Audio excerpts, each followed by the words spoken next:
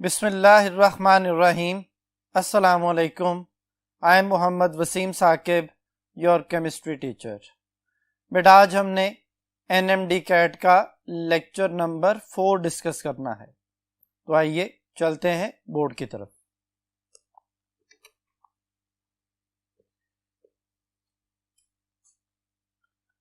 जी students, बेटा आज के लेक्चर में हमने जो टॉपिक्स डिस्कस करने हैं वो है अल्कोहल एंड फिनोल।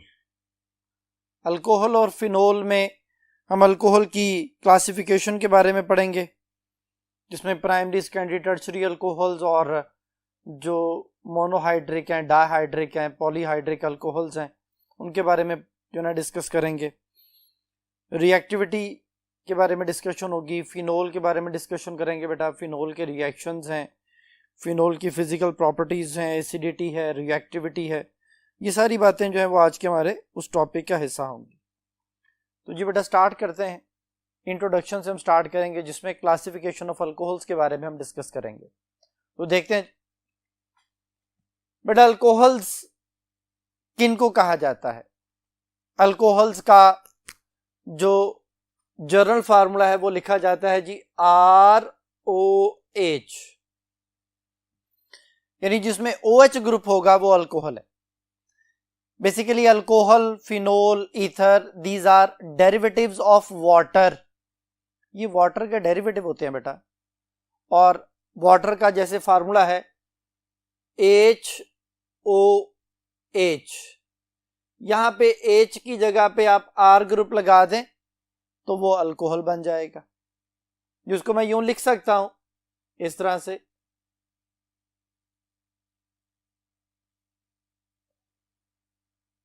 अगर वाटर में दूसरे हाइड्रोजन की जगह भी एक और R लगा दिया जो ईथर बन जाता है, और अगर इस R की जगह पे बेटा फिनाइल ग्रुप लगा दिया जाए तो ये फिनोल बन जाता है। Phenyl mean C6H5। तो अभी हम अल्कोहल के बारे में पढ़ रहे हैं। अल्कोहल का जर्नल फार्मूला है CnH2n+2O। ये बड़ा जर्नल फार्मूला है और यही फार्मूला ईथर का भी होता है। तो अल्कोहल और ईथर का जर्नल फार्मूला सेम है, लिहाजा ये दोनों एक दूसरे के फंक्शनल ग्रुप आइसोमर्स भी कहलाते हैं। तो अब अल्कोहल्स को जब हम क्लासिफाई करते हैं तो अल्कोहल की क्लासिफिकेशन में दो मेजर कैटेगरीज, एलिफेटिक अल्कोहल्स और एरोमेटिक अल्कोहल्स। एरोमेटिक अल्कोहल में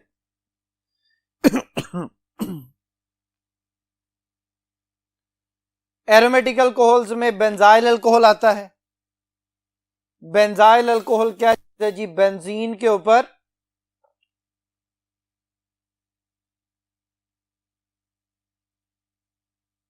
CH2 ग्रुप लग जाए तो यह बेंजाइल है।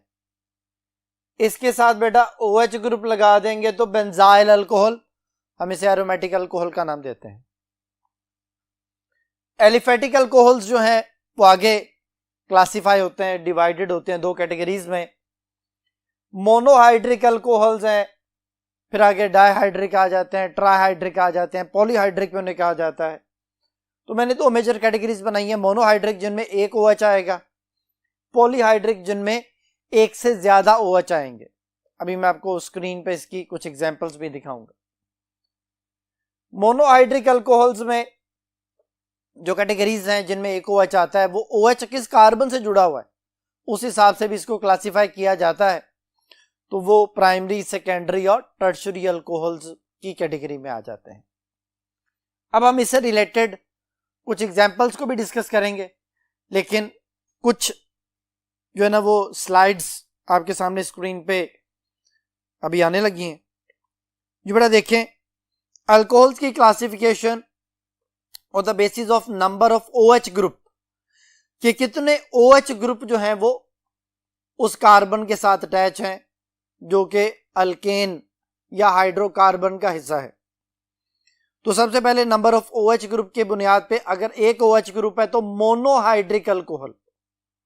मोनोहाइड्रिक अल्कोहल की बेस्ट एग्जांपल है मेथनॉल, एथेनॉल, प्रोपेनॉल।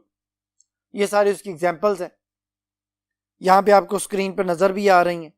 उसने मोनोहाइड्रिक अल्कोहल में आगे contain 1 OH group in their molecule और आगे CH3OH और C2H5OH मेथनॉल और एथेनॉल उसकी एग्जांपल लिखी हुई है बेटा। डाइहाइड्रिक, डाई कहते हैं दो को, हाइड्रिक कहते हैं OH को।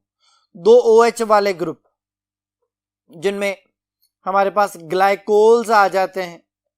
ग्लाइकोल बेटा उसको कहते हैं जिसमें दो एडजेसेंट कार्बन पे दो OH आ जाएं। लेकिन अगर दो एडजेसेंट कार्बन पे दो OH नहीं आते तो डाइहाइड्रिक अल्कोहल तो होगा, ग्लाइकोल नहीं होगा। तो फिर यहां पे इथाइलिन ग्लाइकोल की एग्जांपल दी हुई है CH2OH CH2OH।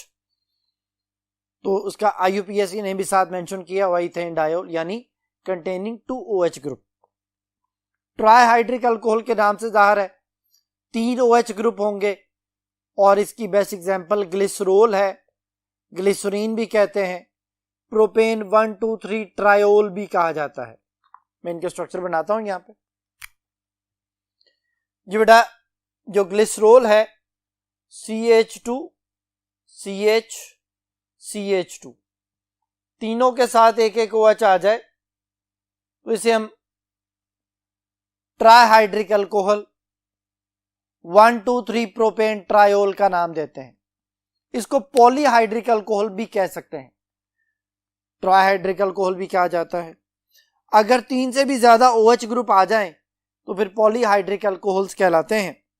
यहां पे सोर्बिटोल उसकी एग्जांपल दी हुई है जिसमें नंबर ऑफ OH ग्रुप जो है वो 6 है, 6 OH ग्रुप यानी कार्बन भी 6 है, उसके मुताबिक उसके साथ OH भी 6 है। तो ये सोर्बिटोल की एग्जांपल है जिनमें 4 या 4 से ज्यादा OH ग्रुप आ जाएं वो पॉलीहाइड्रिक अल्कोहल्स में आ जाते हैं। जी बेटा नेक्स्ट जो आपके सामने स्क्रीन पे दिखाई दे रहा है वो है on the basis of nature of carbon atom with which the OH group is attach, के जिसके साथ OH ग्रुप बॉन्डेड है उसकी नेचर क्या है। उसकी नेचर के लिहाज से इसको प्राइमरी, सेकेंडरी और टर्शरी अल्कोहल का नाम दिया गया है। यहां पे मैंने इनको कैटेगराइज किया है, लिख भी दिया है, हम उनकी एग्जांपल से समझते हैं बेटा।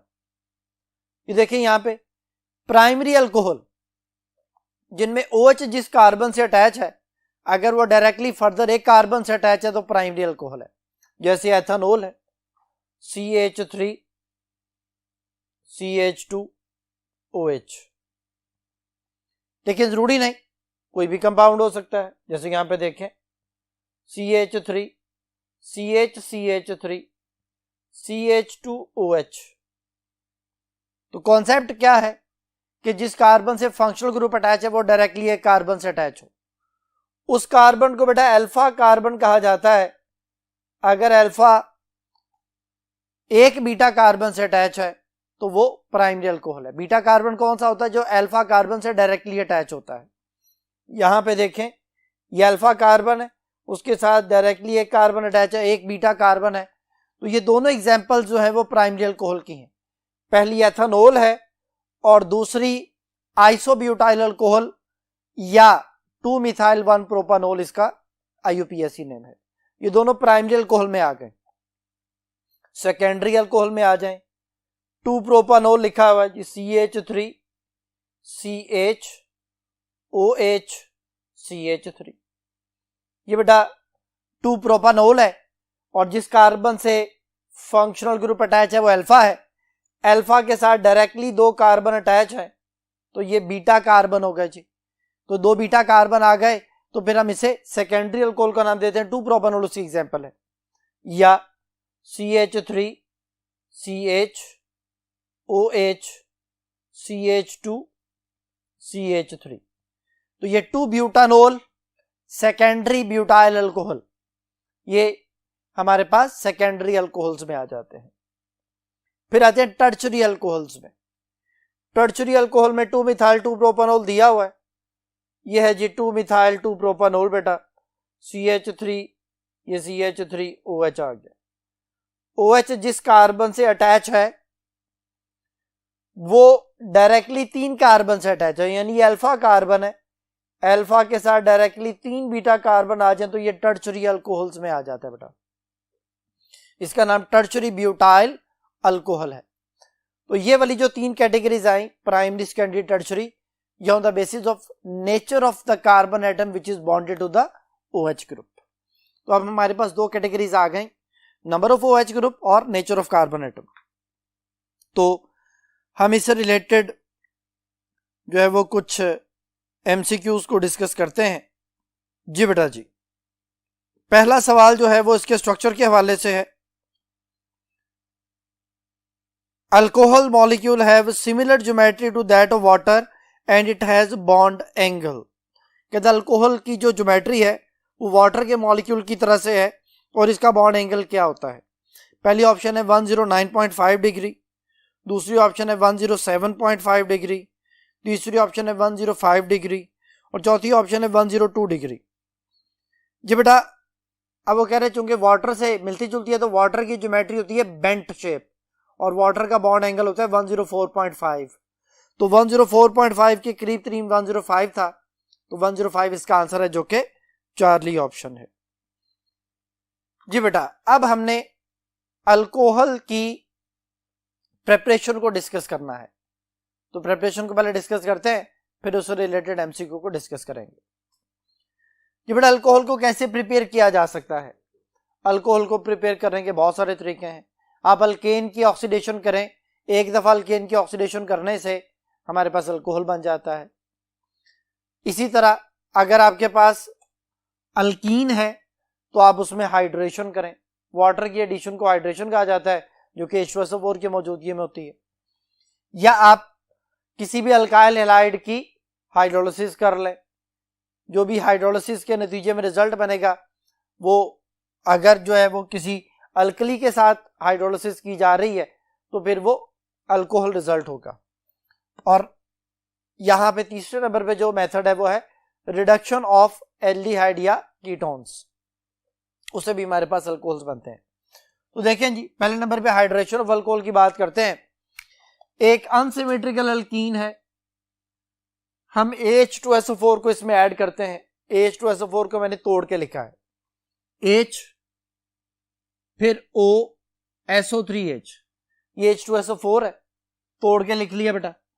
ये हाइड्रोजन पार्शियल पॉजिटिव और ऑक्सीजन पार्शियल नेगेटिव। अब होता यह है कि अनसिमेट्रिकल अल्कीन में मार्कोनिकॉफ रूल अप्लाई होता है, negative part goes to that carbon, ये नेगेटिव पार्ट है जी,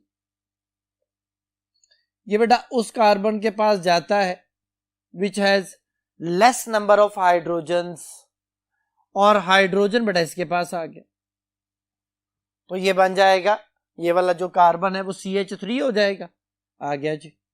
ये इसके पास आ गया OSO3H, तो ये एक इंटरमीडिएट बन गया हमारे पास, ये प्रोपाइल सल्फोनेट कहलाया। आइसोप्रोपाइल है बेसिकली, आइसोप्रोपाइल सल्फोनेट। अब वो जो सेकंड कार्बन पे OSO3H है, जब आप उसमें वाटर ऐड करेंगे एट 100 डिग्री सेंटीग्रेड, हम इसे बॉइलिंग वाटर कहते हैं, तो क्या होगा जी, वाटर ब्रेक होगा बेटा। वाटर के ब्रेक होने से ये HSO4 है बेसिकली, एक H, एक सल्फर और 4 ऑक्सीजन, वो वाटर के हाइड्रोजन के साथ मिलेगा और दोबारा से H2SO4 बना लेगा, ये आ गया। और बाकी बच गया OH, वो इस OSO3H के साथ आ जाएगा, की जगह पे आ जाएगा, OSO3H की जगह पे आने से वो बेटा 2 प्रोपानोल बन जाएगा, तो ये अल्कोहल बन गया। पहला मेथड अल्कोहल को प्रिपेयर करने का। दूसरा मेथड जो है वो अल्काइल हैलाइड, जब आप एक्वस अल्कली KOH है, NaOH है, ये यूज करते हैं, तो ये KCl सेपरेट और OHCl की जगह पे nucleophilic substitution reaction, result alcohol की शक्ल में हमारे पास। और लास्ट केस में एल्डिहाइड है या कीटोन्स है, इसमें अगर आप रिडक्शन करते हैं तो रिडक्शन है हाइड्रोजन की एडिशन, ये हाइड्रोजन की एडिशन से बेटा जो रिजल्ट हमारे पास आना है वो ये H इसके पास आ गया, CH3 के बाद ये CH था, एक और H आया, CH2 बन गया, और एक H ऑक्सीजन के पास चला गया, वो OH आ गया, CH3 CH2 OH यानी एथानोल हमारे पास रिजल्ट आ गया। जी बेटा, अब इससे रिलेटेड एक MCQ है जो कि प्रिपरेशन से रिलेटेड है, उसको हम डिस्कस करते हैं जी। एमसीक्यू है बेटा, which of the following method is not use to prepare alcohol? कौन सा मेथड अल्कोहल को प्रिपेयर करने के लिए इस्तेमाल नहीं होता? तो देखें जी, पहले नंबर पे लिखा हुआ है bye hydration of alkenes, alkyne की हाइड्रेशन से हमने पढ़ा अभी अल्कोहल बनता है। दूसरा bye hydrolysis of alkyl halide, के अल्काइल हैलाइड की हाइड्रोलिसिस करें विद वाटर और एक्वस अल्कली, इससे भी अल्कोहल बनता है। तीसरे नंबर पे लिखा हुआ है by the reaction reduction of aldehyde और कीटोन्स, कि एल्डिहाइड और कीटोन की रिडक्शन से भी अल्कोहल हासिल होता है, ठीक है ये भी। और डेल्टा ऑप्शन में लिखा है bye acid hydrolysis of the alkane nitrile, alkane nitrile cyanides को कहते हैं बेटा। साइनाइड की अगर आप हाइड्रोलिसिस करते हैं, एसिड हाइड्रोलिसिस करते हैं तो कार्बोक्सिलिक एसिड बनता है और साथ अमोनियम का सॉल्ट बन जाता है। जो यहाँ पे आंसर एक्सप्लेनेशन में दिया भी हुआ इसका रिएक्शन कि साइनाइड्स को वाटर से मिलाए तो पहले कार्बोक्सिलिक एसिड और NH3, और NH3 अगर HCl की मौजूदगी में तो फिर NH4Cl जो है वो बन जाता है, तो कार्बोक्सिलिक एसिड प्लस अमोनियम का सॉल्ट। तो फिर डेल्टा ऑप्शन जो है वो उसने लिखा हुआ है acid hydrolysis of alkane nitrile, जिसके नतीजे में कार्बोक्सिलिक एसिड बनता है, अल्कोहल नहीं बनता। तो फिर ये जो है वो हमारे पास अल्कोहल को प्रिपेयर करने का मेथड नहीं है, तो आंसर हुआ डेल्टा ऑप्शन। ये बेटा कुछ फिजिकल प्रॉपर्टीज आपके सामने शो की गई हैं। फिजिकल प्रॉपर्टीज में अल्कोहल की स्मेल है। सबसे पहले अल्कोहल की जो स्मेल और टेस्ट के हवाले से बात की गई है कि जो लोअर अल्कोहल्स हैं ये कलरलेस होते हैं और टॉक्सिक होते हैं, स्वीट स्मेल होती है लेकिन बर्निंग टेस्ट होता है। बर्निंग टेस्ट मीन के जुबान पे जलन जो ना करता है। जो इसकी फिजिकल स्टेट्स हैं, जो मेथनॉल और एथेनॉल हैं ये लिक्विड्स हैं, और अगर आप अल्केन की बात करें तो वो गैसेस होती हैं, यानी OH के आने की वजह से बॉइलिंग पॉइंट में चेंज आता है। सॉलेबिलिटी वाटर में सॉलेबल है लेकिन लेस नंबर ऑफ कार्बन वाले अल्कोहल्स, जो कार्बन की क्वांटिटी बढ़ती जाती है इनकी सॉलेबिलिटी भी कम होती चली जाती है, क्योंकि हाइड्रोजन बॉन्डिंग की वजह से ये वाटर में सॉलेबल होते हैं। तो जो इनमें कार्बन की क्वांटिटी बढ़ती है तो ये आपस में सॉलेबल होते हैं, फिर इनकी वाटर के साथ सॉलेबिलिटी जो है ना वो कम होती चली जाती है, या हाइड्रोजन बॉन्डिंग विद वाटर जो है वो कम होती चली जाती है। मेल्टिंग और बॉइलिंग पॉइंट जो है वो कार्बन की नंबर बढ़ने से इनके मेल्टिंग और बॉइलिंग पॉइंट बढ़ते हैं, क्योंकि जो है ना वो इनमें कार्बन की क्वांटिटी बढ़ने से पोलराइजेबिलिटी बढ़ती है, और पोलराइजेबिलिटी के बढ़ने से इंटरमॉलिक्यूलर फोर्सेस के बढ़ने से इनका मेल्टिंग और बॉइलिंग पॉइंट इंक्रीज हो जाता है बेटा। जी बेटा जी, अब नेक्स्ट टॉपिक को डिस्कस करने के लिए हम नेक्स्ट बोर्ड की तरफ चलते हैं। जी स्टूडेंट्स, ये बेटा नेक्स्ट टॉपिक है रिएक्टिविटी ऑफ अल्कोहल्स। अल्कोहल की रिएक्टिविटी जो है वो दो चीजों पे डिसाइड कर रही होती है कि अल्कोहल में कार्बन ऑक्सीजन का बॉन्ड ब्रेक होगा या ऑक्सीजन हाइड्रोजन का बॉन्ड ब्रेक होगा। तो इस बेस पे मैंने इनकी दो कैटेगरीज बना दी हैं, when carbon oxygen bond breaks and when oxygen hydrogen bond breaks. तो देखें जी, सबसे पहले तो अल्कोहल के स्ट्रक्चर के बारे में कि अल्कोहल के स्ट्रक्चर में जो ऑक्सीजन है वो चूंकि दो सिग्मा बॉन्ड बनाता है, दो सिंगल बॉन्ड बनाता है, दो लॉन पेयर होते हैं, तो वह sp3 हाइब्रिडाइजेशन को फॉलो करता है इस तरह से।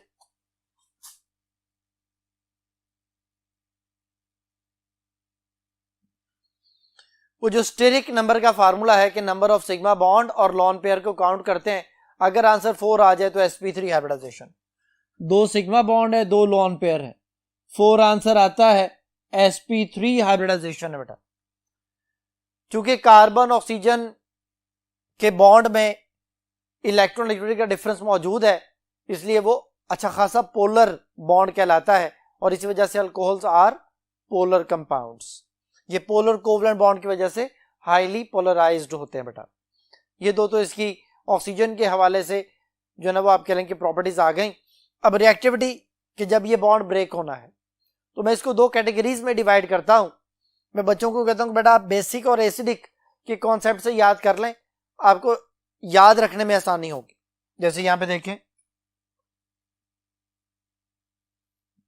ये कॉन्सेप्ट याद करना है आपको। When carbon oxygen bond breaks, जब कार्बन ऑक्सीजन का बॉन्ड ब्रेक होता है तो असल में क्या हो रहा होता है क्यों कार्बन ऑक्सीजन का बॉन्ड जल्दी ब्रेक होता है और क्यों ऑक्सीजन हाइड्रोजन का बॉन्ड टर्शियरी अल्कोहल में ब्रेक नहीं होता। इसको कॉन्सेप्ट को समझना बेटा आपने, यहां पे मेंशन कर रहा हूं।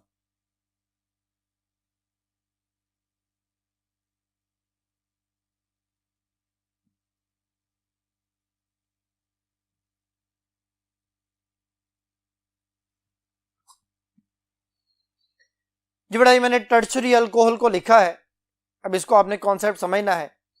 हमने एरोमेटिक वाले चैप्टर में पढ़ा था कि alkyl groups are electron donating groups, electron donate करते हैं, ये इलेक्ट्रॉन डोनेट कर रहे हैं। ये वाला CH3 इलेक्ट्रॉन डोनेट करता है इस कार्बन को, ये वाला CH3 इलेक्ट्रॉन डोनेट करता है इस कार्बन को, ये वाला CH3 इलेक्ट्रॉन डोनेट करता है इस कार्बन को।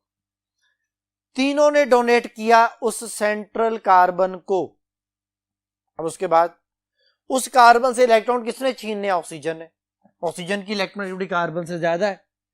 तो बच्चों को समझाने के लिए मैं ये कहता हूं कि आप इसके ऊपर 4 दफा नेगेटिव लिख लें। 3 मिथाइल की वजह से 1 ऑक्सीजन का जाती नेगेटिव कंसिडर करने के लिए इस तरह से आप इसे लिख लें 4 दफा नेगेटिव, पार्शियल नेगेटिव लिख लिया। अब इंडक्शन जो होती है, जब एक एटम के ऊपर नेगेटिव चार्ज आता है तो उसके साथ वाले एटम पे उतना ही पॉजिटिव चार्ज आ जाता है। हाइड्रोजन पे partial positive, partial positive, partial positive, partial positive. अब बेटा ऑक्सीजन पे पार्शियल नेगेटिव बहुत ज्यादा और हाइड्रोजन पे पार्शियल पॉजिटिव बहुत ज्यादा, नतीजतन इनके दरमियान वो जो एक फोर्सेस क्रिएट होनी है, जिसे आप आयनिक रिएक्टर का नाम भी देते हैं, वो बहुत ज्यादा हो गई। यानी अब ऑक्सीजन हाइड्रोजन के बॉन्ड बेसिकली एक नहीं है, पर बच्चों को समझाने के लिए कहता हूं कि अब यहां पे 5 बॉन्ड्स हैं जिन्हें आपने ब्रेक करना है। पहले नंबर पे ये आ गया और 4 ही ऊपर है, यानी ये बॉन्ड अच्छा खासा स्टेबल बॉन्ड हो गया, बहुत मजबूत बॉन्ड हो गया, अब इसे तोड़ा नहीं जा सकता। यानी ये हाइड्रोजन ही छोड़ेगा। जब ये हाइड्रोजन नहीं छोड़ेगा तो जो हाइड्रोजन ना छोड़े वो वीकली एसिडिक होता है, लिख दिया जी। यानी आपने इसके ऊपर लिख लेना है कि ये एक इंतहाई वीक एसिड है। तो फिर जो वीक एसिड होता है वो स्ट्रॉन्ग बेस होती है, ये स्ट्रॉन्ग बेस है बेटा, और इसी से कॉन्सेप्ट क्लियर होना है आपको। स्ट्रॉन्ग बेस मीन ये अपने OH से जल्दी जान छुड़वाता है। ऑक्सीजन हाइड्रोजन का बॉन्ड तो बहुत मजबूत हो गया, लेकिन कार्बन ऑक्सीजन का बॉन्ड तो वीक हो गया, तो वो जल्दी ब्रेक होता है, अपने OH से जल्दी जान छुड़वाता है। फिर इसकी तरफ आ जाए, इसमें CH3 जरा कम है, तो इसका OH छोड़ना थोड़ा सा मुश्किल हो गया, क्योंकि यहाँ पे OH सबसे जल्दी छोड़ा जा रहा था, CH3 ज्यादा थे, यहाँ पे CH3 कम, OH छोड़ना मुश्किल हो गया, थोड़ा सा लेस बेसिक। फिर और आगे आ जाए जी, CH3 और कम हो गए, मजीद लेस बेसिक हो गया। एंड पे चले जाए, यहां पे देखें ये अल्फा कार्बन है, ये अल्फा कार्बन, अल्फा के साथ पहले वाले केस में 3 CH3, दूसरे वाले केस में 2 CH3, तीसरे वाले केस में 1 CH3, और एंड वाले केस में जिसे नर्सरी अल्कोहल कहा जाता है बेटा, उसमें चूंकि कोई इलेक्ट्रॉन डोनेटिंग मिथाइल ग्रुप नहीं है, इसलिए OH जो है वो यहां से रिलीज होता ही नहीं, ये सबसे वीक बेस हो जाती है। तो जब ये वीक बेस होती है तो इसके उलट क्या होगा? इट बिकम स्ट्रॉन्ग एसिड, ये बेटा स्ट्रॉन्ग एसिड हो जाएगा। यानी जब आप ऑक्सीजन हाइड्रोजन बॉन्ड ब्रेक की बात करेंगे, ये नीचे लिखा हुआ मैंने, इसमें हमने क्या डिस्कस करना है कि सबसे ज्यादा एसिडिक ये है, मोर एसिडिक। अभी सबसे ज्यादा बेसिक कौन है? टर्शरी अल्कोहल, और ये सबसे ज्यादा एसिडिक है। तो पहले मैं इस बात को जरा कंप्लीट कर लूं, फिर मैं उसकी तरफ आता हूं। तो ये सबसे अच्छी बेस, यानी ये अपने OH जल्दी छोड़ेगा। अगर ये OH जल्दी छोड़ेगा तो फिर ये न्यूक्लियोफिलिक सब्स्टिट्यूशन रिएक्शन बहुत जल्दी करेगा, यानी जब भी कोई न्यूक्लियोफाइल इस पे आके अटैक करेगा, ये फौरन OH से जान छुड़वाएगा, उसकी जगह पे नया न्यूक्लियोफाइल आ जाएगा। जैसे फर्ज करें जिसका रिएक्शन आप HCl से करवाते हैं, HCl एसिड है, ये बेस के तौर पे बिहेव करते हुए रेडिली फास्ट रिएक्शन शो करते हुए फौरन OH को रिप्लेस करके क्लोरीन को उसकी जगह पे ले आता है, जिसको अभी हम लुकास टेस्ट में डिस्कस करेंगे। बड़ा ये सबसे अच्छी बेस, सबसे ज्यादा रिएक्टिव व्हेन न्यूक्लियोफाइल अटैक्स, तो लिख दिया nucleophile breaks carbon oxygen bond break, वो जो कार्बन ऑक्सीजन का बॉन्ड है उसे जल्दी ब्रेक करता है। ज्यादा बेसिक टर्शरी और लेस बेसिक नर्सरी। और अगर हम इसमें स्टेबिलिटी का ऑर्डर लिखें तो ये जो कार्बोकैटाइन है 3 CH3 जिसमें आते हैं, यानी OH जब यहां से चला जाएगा तो इलेक्ट्रॉन लेके जाएगा, कार्बन पे पॉजिटिव चार्ज आ जाएगा, टर्शरी कार्बोकैटाइन यहां पे 3 लिखेंगे हम। ये सबसे ज्यादा स्टेबल, फिर उसके बाद सेकेंडरी कार्बोकैटाइन दूसरे नंबर पे, फिर उसके बाद प्राइमरी कार्बोकैटाइन तीसरे नंबर पे, और एंड पे नर्सरी कार्बोकैटाइन यानी मिथाइल जो है वो आ जाएगा। वो यहां पे लिख देते हैं हम CH3 पॉजिटिव। तो ये ऑर्डर आ गया हमारे पास जो मैंने यहां पे लिखा हुआ, स्टेबिलिटी ऑर्डर कार्बोकैटाइंस का। टर्शरी कार्बोकैटाइन सबसे ज्यादा स्टेबल होगा, और अगर टर्शरी अल्कोहल की बात की जाए तो सबसे ज्यादा रिएक्टिव होगी। इधर आ जाते हैं जी। When oxygen hydrogen bond breaks, यानी अब अच्छा एसिड कौन सा है? ऑक्सीजन हाइड्रोजन बॉन्ड ब्रेक होने का मतलब ये है बेटा कि यहाँ पे ऑक्सीजन और हाइड्रोजन का जो बॉन्ड है वो सबसे जल्दी ये नर्सरी अल्कोहल मिथाइल अल्कोहल छोड़ेगा, जल्दी हाइड्रोजन छोड़ेगा, अच्छा एसिड हो जाएगा। तो सबसे अच्छा एसिड, सबसे ज्यादा reactive when oxygen hydrogen bond breaks. अब बेटा हाइड्रोजन पे कौन सा चार्ज होता है? हाइड्रोजन पे तो पार्शियल पॉजिटिव चार्ज है, यानी हाइड्रोजन की जगह कोई नया इलेक्ट्रोफाइल अगर आ जाए तो electrophile breaks oxygen hydrogen bond break, यानी ये बॉन्ड जल्दी ब्रेक होगा, इसकी जगह पे नया इलेक्ट्रोफाइल आ जाएगा, इसको रिप्लेस करेगा, इलेक्ट्रोफिलिक सब्स्टिट्यूशन रिएक्शन होगा। तो इसका मतलब ये हुआ कि अब हमने एसिडिक कैरेक्टर के बारे में डिस्कस करना है कि इट इज मोर एसिडिक, यूसेलेस सबसे लेस टर्शरी अल्कोहल आ गया। वो ही ऊपर वाली बात दोबारा से डिस्कस हो गई है जी बेटा। अगर हम स्टेबिलिटी ऑफ अल्कोक्साइड आयन की बात करें तो स्टेबिलिटी ऑफ अल्कोक्साइड आयन में सबसे ज्यादा जो स्टेबल है वो मेथॉक्साइड आयन आ जाएगा, फिर उसके बाद जो है ना वो प्राइमरी आ जाएगा जी, फिर सेकेंडरी आ जाएगा, और लास्ट पे जो है वो हमारे पास टर्शरी अल्कोक्साइड आयन आ जाएगा। तो ये एक इनका ऑर्डर बन गया, ऑर्डर ऑफ स्टेबिलिटी के हवाले से जी बेटा। ये हमने स्टेबिलिटी ऑफ अल्कोक्साइड आयन को देखा कि सबसे ज्यादा स्टेबल जो है वो मेथॉक्साइड आयन है, और सबसे लीस्ट स्टेबल जो है वो टर्शरी हमारे पास अल्कोक्साइड आयन है। अब इससे रिलेटेड रिएक्शंस को डिस्कस करने के लिए हम नेक्स्ट बोर्ड की तरफ चलते हैं जी स्टूडेंट्स। बेटा रिएक्शंस भी उसी तरह से जैसे अभी हमने रिएक्टिविटी के बारे में डिस्कस किया था कि carbon oxygen bond breaks and oxygen hydrogen bond breaks. तो सबसे जो पहले हमने डिस्कशन करनी है वो कार्बन ऑक्सीजन बॉन्ड ब्रेक्स के बारे में डिस्कशन करनी है। तो देखें जी कि मैंने कुछ रिएक्शंस लिखे हैं, अब इनके प्रोडक्ट हमने डिस्कस करने हैं। ये वो रिएक्शंस है when carbon oxygen bond breaks. सबसे पहले लुकास रिएक्शन है, लुकास टेस्ट भी कहा जाता है। अल्कोहल का OH यानी कार्बन ऑक्सीजन का बॉन्ड ब्रेक हुआ तो OH निकल गया, HCl से रिएक्शन हुआ तो पहले नंबर पे बनेगा CH3 CH2 Cl plus what, Cl ने रिप्लेस कर लिया जी OH को। दूसरे वाले केस में थायोनाइल क्लोराइड, ये अल्काइल हैलाइड को प्रिपेयर करने का सबसे बेस्ट मेथड कंसिडर होता है, क्योंकि इसमें क्या होता है सबसे पहले तो ये HCl सेपरेट होगा, फिर ये ऑक्सीजन और ये SO2 बन जाएगा, सल्फर डाइऑक्साइड आ गया जी, और ये क्लोरीन उस OH की जगह पे आ जाएगा तो CH3 CH2Cl। ये डार्जन मेथड कहलाता है बेटा। इसमें HCl और SO2 एक इंपॉर्टेंट बाय प्रोडक्ट्स हैं जो इंपॉर्टेंट इंडस्ट्रियल एसिड्स भी हैं। इस वजह से इस मेथड को सबसे ज्यादा इंपॉर्टेंट मेथड या बेस्ट मेथड कहा जाता है for the preparation of alkyl halide. PCl5 बेटा एक अनस्टेबल कंपाउंड है। अल्कोहल को जब भी PCl5 से मिलाते हैं तो 3 प्रोडक्ट्स बनते हैं। PCl5 टूट जाता है 2 चीजों में, Cl2 में और PCl3 में। वो जो Cl2 का एक क्लोरीन है वो इस बॉन्ड को यहां से ब्रेक करता है, CH3 CH2Cl आ गया, प्लस ये यहां से एक H इस Cl के साथ मिलके HCl, ये 2 क्लोरीन पूरे हो गए, बाकी रह गए 3 क्लोरीन, PCl3, 3 क्लोरीन, एक फास्फोरस और एक ऑक्सीजन, तो ये बनता है POCl3। इसी तरह अगर अमोनिया से रिएक्शन करवाया जाए तो अमोनिया से एक हाइड्रोजन और एक OH, ये वाटर बना के सेपरेट हो जाते हैं और NH2 उसकी जगह पे आ जाता है, तो ये इथाइल अमाइन बन जाता है।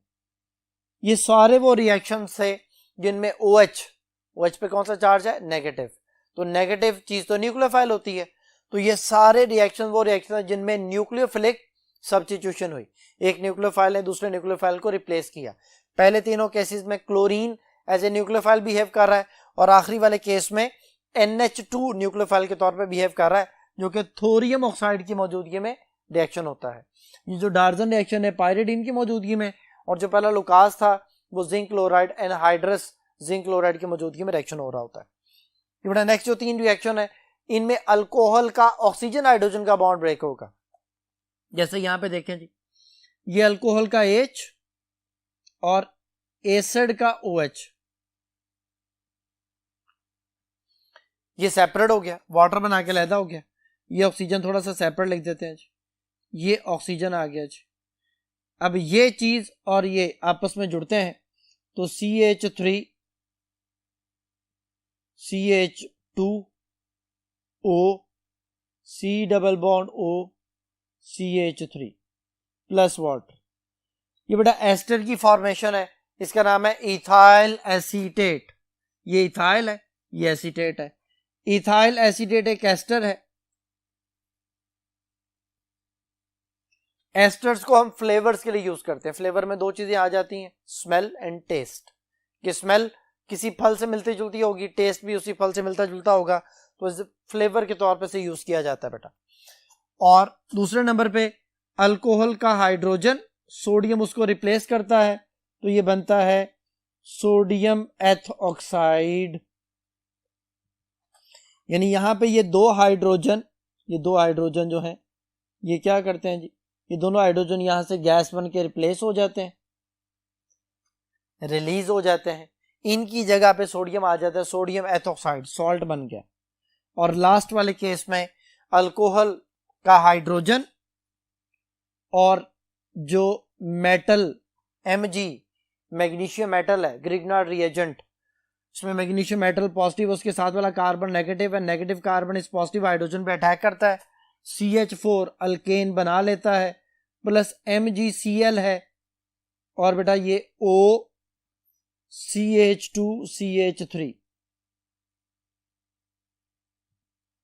ये हमारे पास जो है वो अल्केन और मैग्नीशियम इथॉक्सी क्लोराइड जो है वो बन जाता है। तो ये वो 3 रिएक्शन है जिनमें अल्कोहल का ऑक्सीजन हाइड्रोजन का बॉन्ड ब्रेक होता है। पहले वाले 3 रिएक्शन जिनमें अल्कोहल का कार्बन ऑक्सीजन का बॉन्ड जो है वो ब्रेक होता है। तो अब हम देखते हैं कि इससे रिलेटेड MCQs जो हैं वो क्या है। जी बेटा जी, क्वेश्चन देखें जी। क्वेश्चन है कि कार्बोक्सिलिक एसिड एस्टिक एसिड है प्लस इथाइल अल्कोहल आ गए, ethyl acetate plus water, which one of the following will act as a catalyst in the above reaction. पहली ऑप्शन है HNO3, दूसरी ऑप्शन है H2SO4, तीसरी ऑप्शन है एसिडिफाइड पोटाशियम डाइक्रोमेट, और लास्ट ऑप्शन है SOCl2। जी बेटा, यहाँ पे रिएक्शन में मैंने लिखा भी हुआ है कि H2SO4 जो है वो एज ए कैटलिस्ट यूज होता है, तो फिर यहाँ पे जो H2SO4 है वो बीटा ऑप्शन में लिखा हुआ है, तो H2SO4 कंसंट्रेटेड H2SO4 को एज ए कैटलिस्ट यूज किया जाता है, तो फिर इसका आंसर हुआ बीटा ऑप्शन।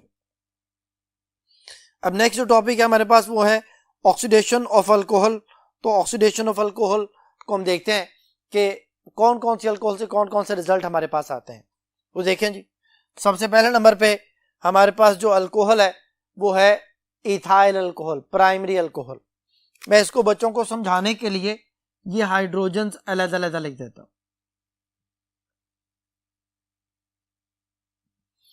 ये है CH3CH2OH। अब ये कार्बन जो कि फंक्शनल ग्रुप से अटैच है वो अल्फा कार्बन है, अल्फा कार्बन के पास हाइड्रोजन होना बड़ा जरूरी है ऑक्सीडेशन के लिए। क्यों, अभी पता चलेगा। ये बेटा वाटर माइनस होता है जब आप पोटाशियम डाइक्रोमेट और H2SO4 ये दोनों हमेशा इकट्ठे यूज होते हैं फॉर ऑक्सीडेशन। तो क्या होता है, ये ऑक्सीजन रिलीज करते हैं और H2SO4 यहाँ पे एज ए डिहाइड्रेटिंग एजेंट भी यूज होता है।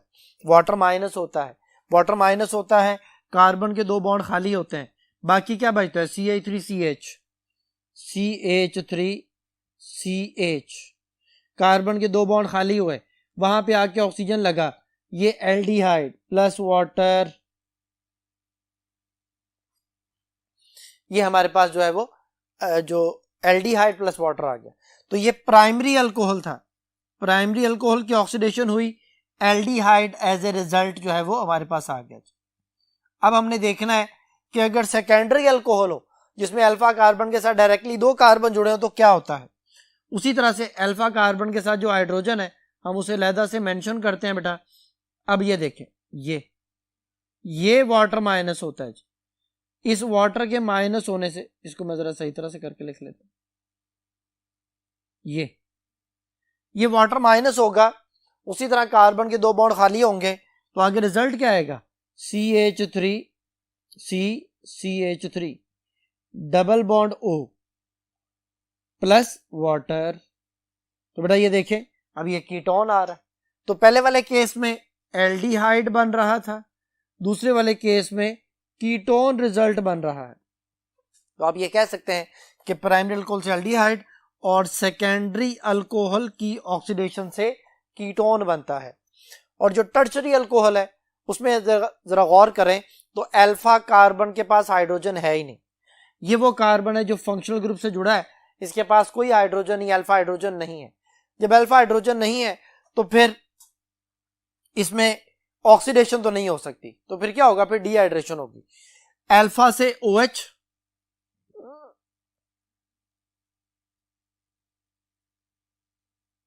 तीन बीटा कार्बन है, किसी एक बीटा कार्बन से हाइड्रोजन रिमूव होगा, मैं यहां से माइनस कर रहा हूं, ये H और ये OH। अब क्या रह जाता है जी, बाकी रह जाता है CH2 double bond CH3 plus water. ये बेटा सिर्फ वाटर की रिमूवल हुई है, डिहाइड्रेशन। तो डिहाइड्रेशन ऑफ अल्कोहल से हमेशा अल्कीन बनेगा और ये उस H2SO4 की वजह से ऐसा हो रहा है। यहाँ पे ऑक्सीजन जो है अगर रिलीज हो भी, फर्ज करें पोटेशियम डाइक्रोमेट ऑक्सीजन रिलीज करता है तो उसका कोई काम नहीं है, ऑक्सीजन की एडिशन नहीं हो रही, अल्कीन बननी, तो इसको हम एलिमिनेशन रिएक्शन कहते हैं। मतलब ये हुआ कि प्राइमरी अल्कोहल से एल्डिहाइड, सेकेंडरी से कीटोन और टर्शरी अल्कोहल की ऑक्सीडेशन नहीं होती, उसे कीटोन जो है वो बनता है। तो अब देखें हम इससे रिलेटेड कुछ बातें डिस्कस करते हैं जी। बेटा MCQ आपके सामने है, इस MCQ को देखें जरा। MCQ में ये मेंशन कर रहा है वो कि ketones are prepared by the oxidation of, पहली ऑप्शन है प्राइमरी अल्कोहल, दूसरी ऑप्शन है सेकेंडरी अल्कोहल, तीसरी ऑप्शन है टर्शरी अल्कोहल और चौथी ऑप्शन है नन ऑफ दीज। तो बेटा अभी हमने डिस्कस किया कि कीटोन सेकेंडरी अल्कोहल के ऑक्सीडेशन से बनते हैं, प्राइमरी अल्कोहल से एल्डिहाइड बनते हैं, टर्शरी अल्कोहल की ऑक्सीडेशन नहीं होती, वो एलिमिनेशन होती है। तो अब डिहाइड्रेशन ऑफ अल्कोहल के बारे में एक स्लाइड आपके सामने है। ये बेटा डिहाइड्रेशन ऑफ अल्कोहल जो है वो 2 तरह से होती है। अगर तो आप किसी भी अल्कोहल की डिहाइड्रेशन कर रहे हैं कंसंट्रेटेड H2SO4 के साथ at high temperature at 180 degree centigrade, तो बेटा एलिमिनेशन होगी, carbon to carbon double bond बनेगा। रिएक्शन आप पहला देख सकते हैं जिसमें C2H5OH और आगे एरो के ऊपर एक्सेस कंसंट्रेटेड H2SO4 और 180 डिग्री, तो आगे अल्कीन इथीन बना हुआ है, वाटर माइनस हो गया। लेकिन अगर यही टेम्परेचर कम कर दिया जाए, 140 कर दिया जाए टेम्परेचर, और एक्सेस सप्लाई के बजाय लिमिटेड सप्लाई ऑफ H2SO4 कर दी जाए, तो फिर क्या होता है, फिर भी डिहाइड्रेशन होनी है, लेकिन अब 2 मॉलिक्यूल में से वाटर माइनस होगा और 2 मॉलिक्यूल में से वाटर माइनस होने के बाद ईथर जो है वो एज ए रिजल्ट आपके पास आएगा। तो इसका मतलब ये हुआ कि हाई टेम्परेचर पे एलिमिनेशन और लो टेम्परेचर पे न्यूक्लियोफिलिक सब्स्टिट्यूशन रिएक्शन जो है वो हो रहा होता है, जिसके नतीजे में जो है वो एक ईथर या इथॉक्सी इथेन जैसा यहाँ पे रिएक्शन में दिखाया गया है, वो उसने बता दिया कि जी इथॉक्सी इथेन या डाई इथाइल ईथर जो है वो बनता है। जी बेटा जी, अब अल्कोहल के दो टेस्ट हैं, एक आइडोफॉर्म टेस्ट है और एक हमने जो है वो लुकास टेस्ट के बारे में डिस्कस करना है। तो इसको डिस्कस करने के लिए हम बोर्ड 1 की तरफ चलते हैं। जी बेटा, अब नेक्स्ट हमारा टॉपिक है आइडोफॉर्म टेस्ट और लुकास टेस्ट। तो पहले लुकास टेस्ट के बारे में डिस्कस करते हैं। लुकास टेस्ट बेटा प्राइमरी, सेकेंडरी और टर्शरी अल्कोहल को डिफरेंशिएट करने के लिए इस्तेमाल होता है। इसमें हम क्या करते हैं, फर्ज करें जी हमारे पास 3 टेस्ट ट्यूब हैं, तीनों में अलग-अलग से, एक में प्राइमरी, एक में सेकेंडरी, एक में टर्शरी अल्कोहल मौजूद है। तीनों का कलर कोई भी नहीं है, कलरलेस लिक्विड्स हैं। अब उनके कलर से आइडेंटिफाई नहीं किया जा सकता। तीनों की स्मेल जो है वो स्वीट स्मेल है, हमें उनकी स्मेल से भी नहीं पता चल रहा। अब हमारे पास एक ऐसा कंफर्मेटरी टेस्ट होना चाहिए जो आइडेंटिफाई करे, आइडेंटिफिकेशन टेस्ट होना चाहिए जो किस बेस पे है, on the basis of timing of oily layer formation, हम उसे लुकास टेस्ट कहते हैं। इसमें हम क्या करते हैं, anhydrous zinc chloride, anhydrous zinc chloride का मतलब है विदाउट वाटर, और HCl, ये दो चीजें हम उन 3 टेस्ट ट्यूब में डालते हैं जिनमें किसी एक में प्राइमरी है, किसी में सेकेंडरी है, किसी में टर्शरी है। जब हम उसमें ऐड करते हैं तो क्या होता है, जो टर्शरी अल्कोहल है बेटा ऑयली लेयर बनाएगी, सेकेंडरी भी ऑयली लेयर बनाएगी, प्राइमरी भी ऑयली लेयर बनाएगी, लेकिन तीनों में ऑयली लेयर के बनने की टाइमिंग, टर्शरी फौरन ऑयली लेयर बनाती है। क्यों, ये मैं आपको पहले बता चुका हूं बेटा। हमने रिएक्टिविटी ऑफ अल्कोहल में ये पढ़ा कि कार्बन ऑक्सीजन का बॉन्ड जब ब्रेक होता है तो टर्शरी अल्कोहल सबसे अच्छी बेस है, ये HCl से फौरन रिएक्शन करती है। इमीडिएटली रिएक्शन होने के बाद जो ऑयली लेयर बनती है वो बेसिकली अल्काइल हैलाइड की बनती है। OH की जगह पे Cl आ जाता है तो एक टर्शरी अल्काइल हैलाइड बन जाता है जिसकी ऑयली लेयर बनती है और वो इमीडिएटली बनती है। तो हम कहते हैं कि टर्शरी अल्कोहल जो है वो इमीडिएटली ऑयली लेयर बनाती है। जो सेकेंडरी अल्कोहल है और जो प्राइमरी अल्कोहल है ये कुछ देर के बाद ऑयली लेयर बनाते हैं। हम उनको रख देते हैं, जिन 2 टेस्ट ट्यूब में प्राइमरी और सेकेंडरी का शक है हमें, हम उन दोनों को रख देते हैं। जिनमें 5 से 10 मिनट के बाद विदाउट हीटिंग ऑयली लेयर बने वो सेकेंडरी अल्कोहल है, और जिसमें 25 से 30 मिनट के बाद विदाउट हीटिंग ऑयली लेयर बने वो प्राइमरी अल्कोहल होती है। लेकिन अगर आप हीटिंग करते हैं तो ऑन बॉइलिंग जिसमें ऑयली लेयर बन जाए वो प्राइमरी अल्कोहल कहलाती है। तो इस तरह से हम प्राइमरी, सेकेंडरी और टर्शरी अल्कोहल को on the basis of timing of formation of oily layer decide करते हैं। नेक्स्ट जो टेस्ट है बेटा आइडोफॉर्म टेस्ट है। हमारे कोर्स में तो मेथनॉल, एथनॉल के लिए है, लेकिन बेसिकली ये बाकी अल्कोहल्स को भी डिफरेंशिएट करने में हेल्प करता है। जैसे सबसे पहले तो आपने ये समझना कि ये टेस्ट होता क्या है। बेटा इस टेस्ट की कुछ कंडीशंस हैं। इसमें हम जो है वो ये जो एथनॉल है वो वाहद प्राइमरी अल्कोहल है जो आइडोफॉर्म टेस्ट देता है। इसके अलावा जितने सेकेंडरी अल्कोहल हैं वो आइडोफॉर्म टेस्ट देते हैं। तो बेसिकली ये सेकेंडरी अल्कोहल की आइडेंटिफिकेशन के लिए, लेकिन ये वाहद प्राइमरी अल्कोहल है जो आइडोफॉर्म टेस्ट प्रोवाइड कर रहा है। उसमें हम क्या करते हैं, हम अल्कोहल को आयोडीन और NaOH के साथ मिलाते हैं। इसमें वो वाली तमाम अल्कोहल्स जिनमें अल्फा के साथ, अल्फा कार्बन के साथ CH3 होगा वो आइडोफॉर्म बनाएगा। What is iodoform? CHI3 को आइडोफॉर्म कहते हैं बेटा। इसके जो प्रेसिपिटेट्स हैं वो येलोइश कलर के होते हैं, यानी हम इनको इनके येलो प्रेसिपिटेट से आइडेंटिफाई करते हैं। तो एथनॉल में अल्फा के साथ CH3 है, शर्त पूरी हो रही है, आइडोफॉर्म बनेगा। अब यहां पे देखें तो 4 आयोडीन 4I2 यानी 8 आयोडीन है, उनमें से 3 आयोडीन यहां पे आ जाते हैं, बाकी बच जाते हैं 5 सोडियम आयोडाइड जो है वो बन जाते हैं। इस तरह 3 और 5 8 आयोडीन पूरे हो जाते हैं। जितने सोडियम आयोडाइड बनते हैं उतने ही वाटर बनते हैं। ये 3 चीजें कंफर्म बनती है जिनमें सिर्फ इसके प्रेसिपिटेट्स हैं येलोइश प्रेसिपिटेट। बाकी बच जाने वाले कार्बन जो है वो 1 है।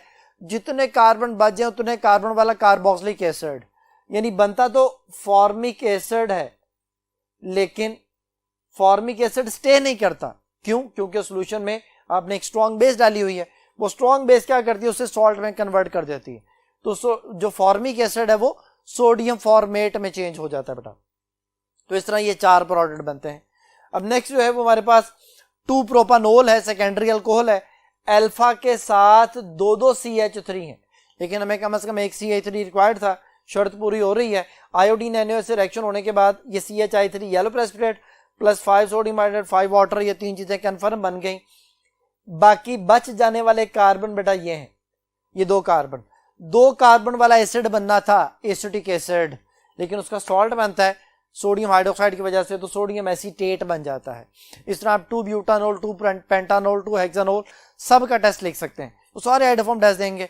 तो बच्चों की आसानी के लिए जितने 2 अल्कोहल्स हैं वो हाइड्रोफॉर्म टेस्ट देते हैं, लेकिन वो सेकेंडरी अल्कोहल होने चाहिए। अब आते हैं प्राइमरी अल्कोहल की तरफ। जैसे यहाँ पे 1 प्रोपानोल है, अल्फा के साथ CH3 नहीं है, शर्त पूरी नहीं हो रही, no reaction, no yellow precipitate. इस केस में देखें मेथानोल में अल्फा कार्बन के साथ कोई CH3 नहीं है, शर्त पूरी नहीं हो रही, no reaction, no yellow precipitate. तो इस तरह से हम आइडेंटिफाई कर सकते हैं मेथानोल को और एथानोल को। इसी तरह 1 प्रोपानोल और 2 प्रोपानोल को भी आइडेंटिफाई किया जा सकता है बेटा। तो इससे रिलेटेड कुछ MCQs हैं, देखते हैं बेटा। MCQ हमारे पास जो इससे रिलेटेड बेटा लिखा हुआ है, which of the following test help us to distinguish between the methanol and ethanol. पहले नंबर पे लुकास टेस्ट है। लुकास टेस्ट बेसिकली प्राइमरी और सेकेंडरी और टर्शियरी अल्कोहल को डिफरेंशिएट करता है। तो मेथानोल और एथानोल जो है वो ये दोनों ही प्राइमरी अल्कोहल हैं, तो फिर इनको डिफरेंशिएट जो है वो लुकास टेस्ट से नहीं कर सकते। दूसरी ऑप्शन बेयर्स टेस्ट है, जो कि बेसिकली जो है ना वो अल्केन अल्कीन में डिस्टिंग्विश करने के लिए होता है, अनसैचुरेशन को चेक करने का टेस्ट होता है बेटा। तीसरा नंबर पे आइडोफॉर्म टेस्ट है और यही इसका आंसर है। एथानोल आइडोफॉर्म टेस्ट देता है, यानी आइडोफॉर्म बनाता है, येलोइश प्रेसिपिटेट से हम आइडेंटिफाई करते हैं, मेथानोल आइडोफॉर्म नहीं बनाता। और डेल्टा ऑप्शन है फेलिंग सोल्यूशन टेस्ट, ये एल्डिहाइड्स का टेस्ट है, aldehyde Fehling solution test provide करते हैं, जो ना ये एल्डिहाइड और कीटोन में डिस्टिंग्विश करने के लिए इस्तेमाल किया जाता है। तो इस क्वेश्चन का आंसर हुआ Charlie option, iodoform test. Next question है बेटा, which one of the following is an appropriate indication of the positive iodoform test. कहता है कौन सा आइडोफॉर्म टेस्ट की जो है ना वो एक एप्रोप्रिएट इंडिकेशन है। तो बेसिकली उसके येलोइश प्रेसिपिटेट से हम उसको आइडेंटिफाई करते हैं। तो पहली ऑप्शन है फॉर्मेशन ऑफ वाटर, गलत। दूसरी ऑप्शन है रिलीज ऑफ हाइड्रोजन गैस, ये भी गलत। तीसरा नंबर पे ब्रिक रेड प्रेसिपिटेट्स है, वो भी गलत। और डेल्टा ऑप्शन है येलो क्रिस्टल्स, तो ये बेटा इसका आंसर है, जो कि आइडोफॉर्म के येलो क्रिस्टल्स बनते हैं उसके प्रेसिपिटेट्स होते हैं, तो इसकी वजह से हम इसको आइडेंटिफाई कर सकते हैं। जी बेटा, अब नेक्स्ट जो हमारा टॉपिक है वो है फिनोल। फिनोल जो है उसको बेंजीनोल भी कहा जाता है, कार्बोलिक एसिड भी कहा जाता है। कार्बोलिक एसिड जो है वो इसका पुराना नेम है और जो फिनोल है वो अब इसका न्यू नेम है, जिसको एक IUPAC नेम कंसिडर कर लिया गया है। बेंजीनोल भी कहा जाता है। इसको कोल तार से रंज ने सबसे पहले 1834 में सेपरेट किया था। इसकी कुछ फिजिकल प्रॉपर्टीज आपके सामने स्क्रीन पर नजर आ रही हैं। कलरलेस, क्रिस्टलाइन, डिलिक्विसेंट सॉलिड है। डिलिक्विसेंट सॉलिड बेटा वो होता है जो एटमॉस्फेयर से मॉइस्चर एब्जॉर्ब करने के बाद अपनी फिजिकल स्टेट को चेंज कर लेता है। तो इसकी एक फिनोलिक स्मेल होती है, खास स्मेल है। मेल्टिंग पॉइंट 41 डिग्री सेंटीग्रेड जैसा कि शो हो रहा है, बॉइलिंग पॉइंट 182 जो कि हाइड्रोजन बॉन्डिंग की वजह से होता है। वाटर में स्पेरिंगली सॉल्युबल है रूम टेम्परेचर पे, लेकिन अगर आप इसको थोड़ा सा हाई टेम्परेचर पर प्रोवाइड करते हैं 68.5 डिग्री, तो वहां पे ये कंप्लीटली मिसिबल या सॉल्युबल हो जाता है वाटर के साथ। 68.5 से अबव टेम्परेचर पे ऐसा होता है बेटा। तो अब इससे रिलेटेड जो ना हम कुछ बातें बोर्ड पे डिस्कस करते हैं, लेकिन उससे पहले इसका जो नेम है कार्बोलिक एसिड, उससे रिलेटेड एक बात जो कि आप उसमें बुक में भी पढ़ के आते हैं कि फिनोल को कार्बोलिक एसिड क्यों कहा जाता है।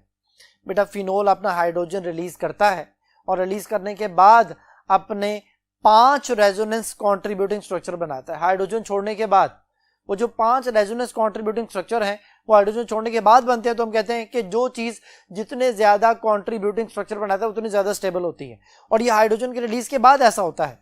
जैसा कि आपको स्क्रीन पे नजर आ रहे हैं वो 5 स्ट्रक्चर्स आपके सामने हैं।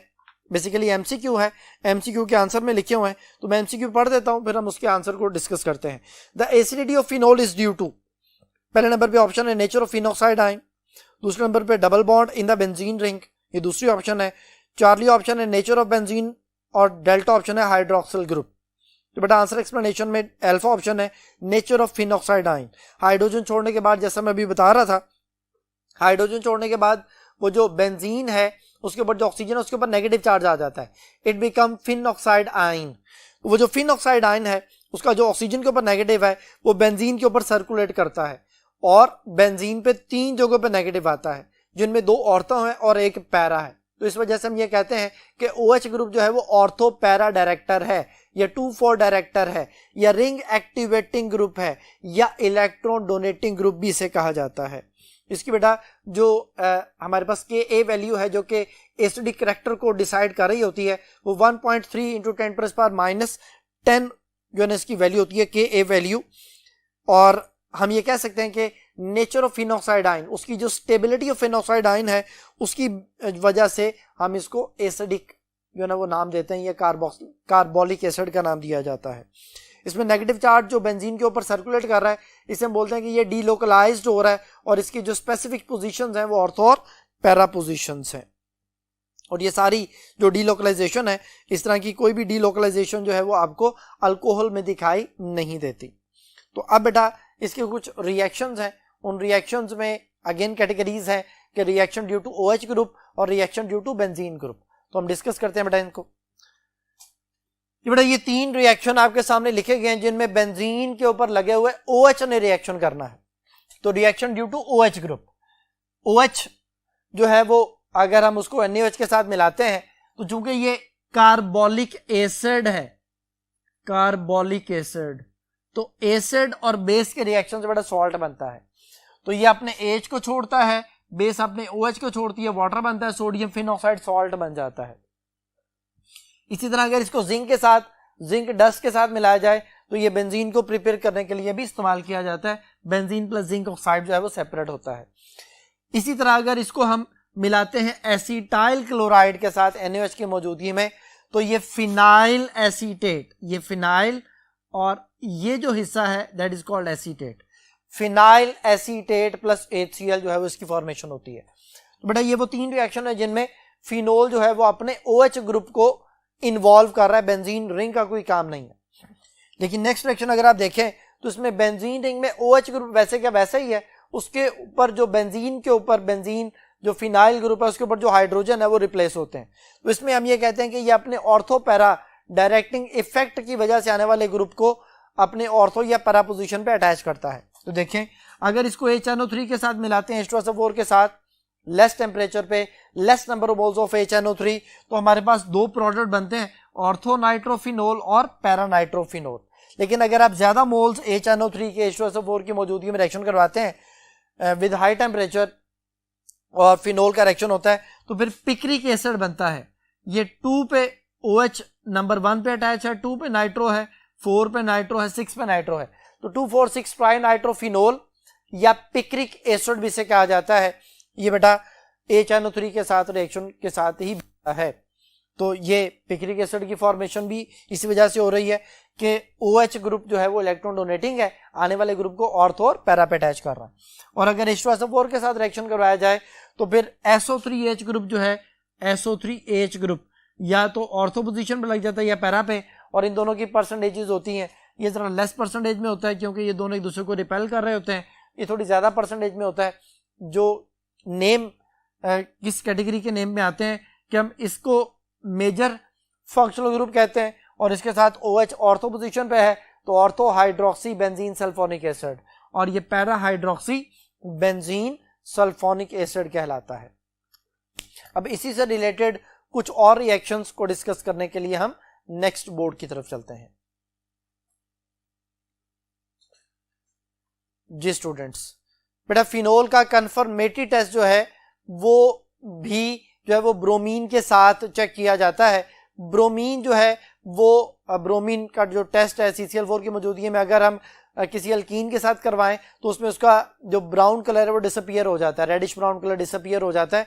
इसी तरह से फिनोल के साथ अगर इसका रिएक्शन करवाया जाए तो व्हाइट प्रेसिपिटेट बनते हैं, जो कि इस तरह से है कि जी OH की वजह से ब्रोमीन आके लगते हैं ऑर्थो और पैरा पोजीशन पे, तो ये 2,4,6 ट्राइब्रोमोफिनोल बनता है जिसके व्हाइट प्रेसिपिटेट्स होते हैं प्लस 3HBr बनता है बेटा, इसके व्हाइट प्रेसिपिटेट्स है। और अगर आप इसकी हाइड्रोजिनेशन करते हैं निकल की मौजूदगी में तो वो हाइड्रोजन इसके पाई बॉन्ड्स को खत्म करते हैं और साइक्लोहेक्सानोल इसका प्रोडक्ट बन जाता है। जी बेटा, इसी तरह एक और रिएक्शन है जिसमें हम एक वैल्यूएबल जो पॉलीमर है वो इसे बनाते हैं जिसको बेकेलाइट या मेलामाइन कहा जाता है, जो कि यहाँ पे आपको स्क्रीन पे दिखाई दे रहा है, अब स्क्रीन पे देखें, जिसमें फिनोल और फॉर्मेल्डिहाइड को अगर आपस में मिलाया जाए तो ऑर्थो हाइड्रोक्सी बेंजाइल अल्कोहल और पैरा हाइड्रोक्सी बेंजाइल अल्कोहल जो है उसकी फॉर्मेशन बेटा यहाँ पे दिखाई गई है। ये ऑर्थो हाइड्रोक्सी बेंजाइल अल्कोहल और पैरा हाइड्रोक्सी बेंजाइल अल्कोहल आपस में मिलते हैं, कंडेंसेशन करते हैं, वाटर की रिमूवल होती है, मॉलिक्यूल्स आपस में जुड़ते हैं और एक पॉलीमर बनता है जिसे कंडेंसेशन पॉलीमर कहा जाता है, जिसका नाम बेकेलाइट भी है, जिसको मेलामाइन भी कहा जाता है। ये जो स्विच बोर्ड होते हैं उसको बनाने में और बर्तन बनाने में इसको इस्तेमाल किया जाता है। इसको स्ट्रक्चर दिखाया गया है जिसमें 4 बेंजीन रिंग आपस में CH2 की वजह से जुड़े हैं और इनके साथ OH जो है वो फिनोल को इंडिकेट कर रहा है। तो it is a polymer of phenol and formaldehyde और इसको कंडेंसेशन पॉलीमर का नेम दिया जाता है जी। अब इससे रिलेटेड कुछ MCQs हैं जो हमने डिस्कस करने हैं।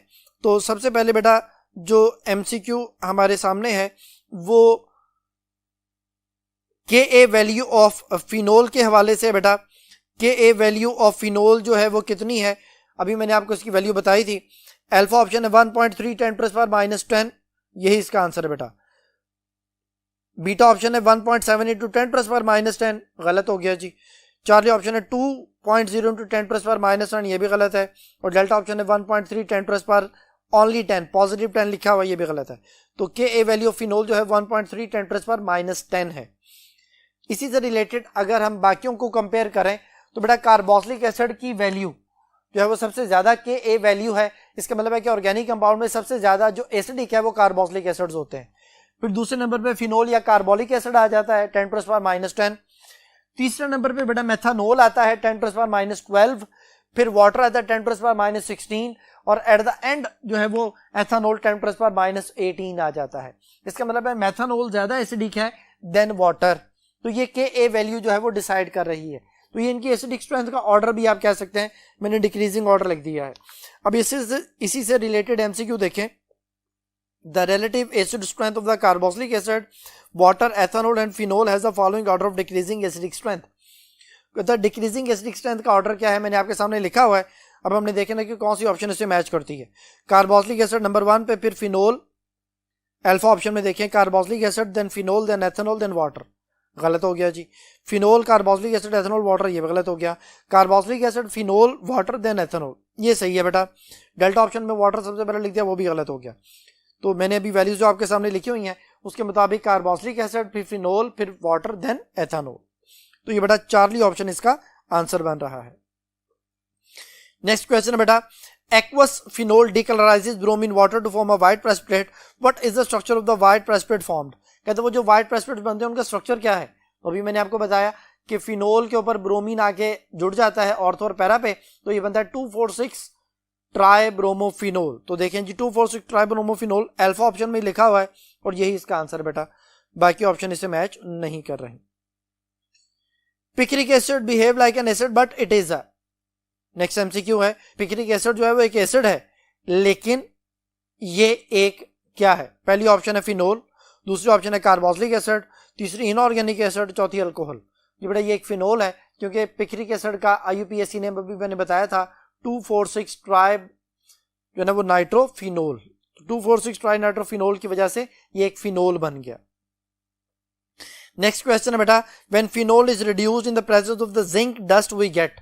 मैंने अभी बताया था कि बेंजीन को प्रिपेयर करने का ये एक मेथड है जिसमें हम फिनोल को जिंक डस्ट से मिलाते हैं तो बेंजीन जो है वो हमें हासिल होती है। तो पहली ऑप्शन लिखी हुई है साइक्लोहेक्सेन, दूसरी ऑप्शन बेंजीन, ये इसका आंसर बेटा। चार्ली ऑप्शन बेंजाइल अल्कोहल, ये भी नहीं बनता, और डेल्टा ऑप्शन साइक्लोहेक्सीन है, ये भी इसका आंसर नहीं बनता। ये बेटा नेक्स्ट क्वेश्चन है, which compound will have the maximum repulsion with the water. कहता है कौन वाटर में जल्दी डिसॉल्व नहीं होगा, रिपल्शन किसकी ज्यादा होगी। तो पहली ऑप्शन बेंजीन है, दूसरी ऑप्शन इथाइल अल्कोहल है, तीसरी ऑप्शन एन प्रोपाइल अल्कोहल है, और डेल्टा ऑप्शन जो है वो हमारे पास डाइमिथाइल ईथर है। तो बेटा सबसे ज्यादा जो रिपल्शन कॉज करता है वाटर के साथ या डिसॉल्व नहीं होता वो बेंजीन है। तो इसका आंसर हो गया अल्फा, यानी बेंजीन जो है वो वाटर में डिसॉल्व नहीं होता अपनी नॉन पोलैरिटी की वजह से। लास्ट जो टॉपिक बेटा कंपैरिजन है बिटवीन फिनोल एंड अल्कोहल, ये सामने आपके स्क्रीन पे कंपैरिजन शो हो रहा है। फिनोल जो है वो वाटर में पार्शली सॉल्युबल है और अल्कोहल वाटर में रेडिली सॉल्युबल है।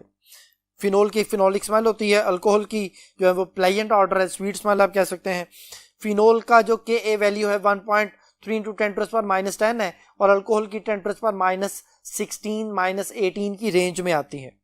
सिर्फ मेथनॉल जो है वो 10⁻12 में है। फिनोल जो है वो एक डिलिक्विसेंट सॉलिड है रूम टेम्परेचर पे और अल्कोहल लिक्विड होती है। फिनोल जो है अगर उसको बेंजीन में कन्वर्ट कर सकते हैं बाय जिंक, लेकिन अल्कोहल का जिंक के साथ रिएक्शन ही नहीं होता। इसी तरह जो फिनोल है वो साइक्लोहेक्सानोल देती है अगर हाइड्रोजन के साथ रिएक्शन करवाया जाए, और अल्कोहल जो है वो हाइड्रोजन से रिएक्शन नहीं करती इन द प्रेजेंस ऑफ निकल। इसी तरह बेटा जो फिनोल का एक और कंफर्मेटेड टेस्ट है फेरिक क्लोराइड के साथ, इसका पर्पल कलर बनता है, लेकिन जो अल्कोहल है वो फेरिक क्लोराइड के साथ कोई पर्पल कलर प्रोड्यूस नहीं करती। और जो फिनोल है वो ब्रोमीन के साथ वाइट प्रेसिपिटेट्स बनाती है या वाइट प्रेसिपिटेट फॉर्मेशन करती है विद ब्रोमीन वाटर, जबकि अल्कोहल जो है वो ब्रोमीन वाटर से रिएक्शन नहीं करती। ये था बेटा आज का लेक्चर। उम्मीद है कि आपको ये सारी बातें समझ आ गई होंगी। नेक्स्ट लेक्चर तक के लिए अल्लाह हाफिज।